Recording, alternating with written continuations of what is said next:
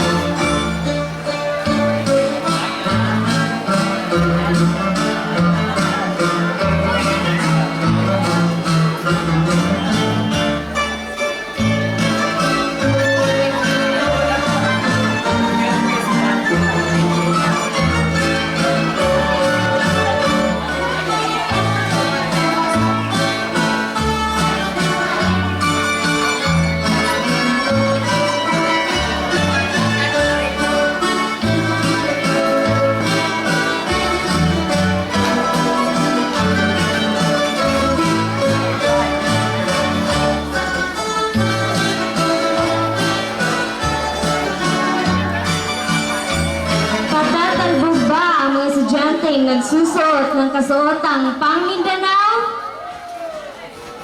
Hindi! Punta agad sa entabladong mga maririkit at mga poging mga binibini at ginoo na nagsusuot ng kasuotang pang-Mindanao.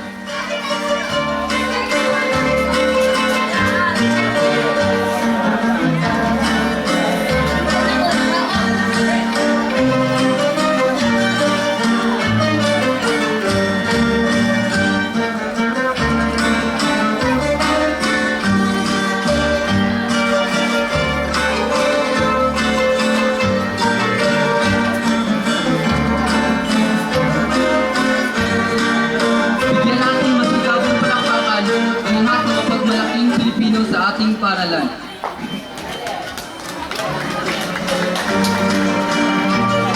Natunghayan na natin ang iba't ibang kasuotan. Ngayon, simulan na natin ang ating programa. Sa pagbukas ng ating programa, inaanyayahan po namin kayong lahat na magsitayo para sa doxology na pangungunahan ng Filipino Club at isusunod agad ang pag-awit ng lupang hinirang bilang pagpupugay sa ating bansang Pilipinas.